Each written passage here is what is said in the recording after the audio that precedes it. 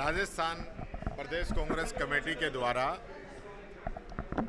सभी विधानसभाओं के अंदर समन्वयक लगाए गए और उन समन्वयकों ने वहां समन्वय करके सभी ब्लॉक और मंडल के अध्यक्ष और उनकी कार्यकारिणी बनाने का काम किया है।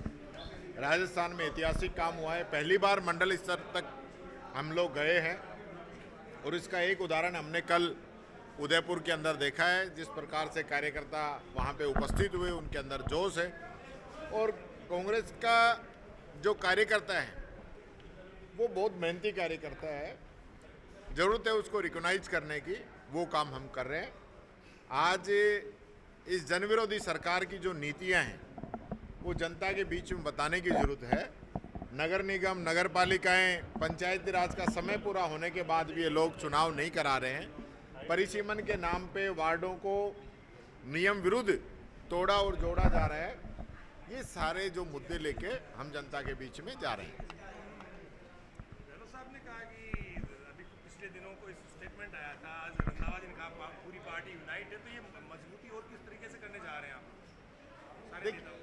देखिए, सब लोग मिलके एकजुट होके कांग्रेस को मजबूत करने का ही काम है। सब लोग फील्ड में निकले हुए हैं अपने अपने स्तर पर।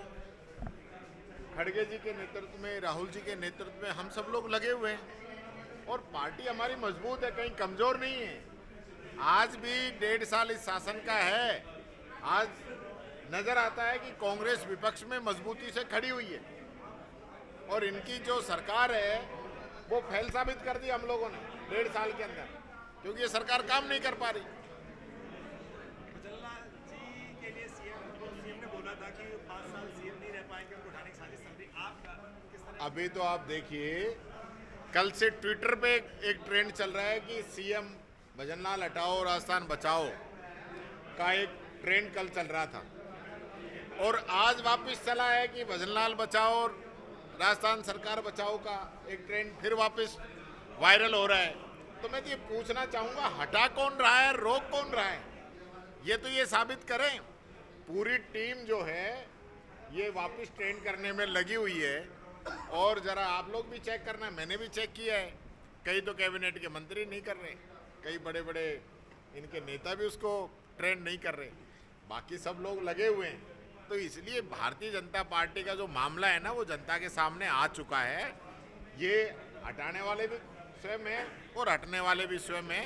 हम लोगों को तो ये ज़बरदस्ती वो मोहरा बना रहे हैं। हमारा काम विपक्ष का है सरकार को सावधानी से काम करने देना, सरकार बेईमानी नहीं करे। अभी इनके टीएडी के मंत्री हैं, उनका एक आज बहुत बड़ा मामला सामने आया है। मैंने सरकार से निवेदन किया है कि इस मामले की जांच करें और दूध का दूध पानी का पानी करें कि किस प्रकार से आदिवासियों की जो ज़मीन है वो मंत्री अपने कब्जे में लेना चाह रहे हैं। तो ये जो सारी चीज़ें हैं और कानून व्यवस्था आज जिस प्रकार से चरमराई हुई है पूरे राजस्थान की, चारों तरफ जो मर्जी, यानी कि गोलीबारी दिन में करके लोग भाग रहे हैं, तलवारबाजी दिन में सरेआम करके भाग रहे हैं। माफियाओं की हिम्मत इतनी बढ़ गई कि वो पुलिस पे, फॉरेस्ट के जो कर्मचारी हैं उनके ऊपर ट्रैक्टर डंपर चलाकर उनका मर्डर कर रहे हैं। तो ये हालत ही सरकार की है। तो सरकार के पास करने को कुछ नहीं है सिवाय बातें कर रही है, ट्विटर पे ट्रेंड चला रही हैं। वो सारी चीज़ें आप सब लोगों के सामने।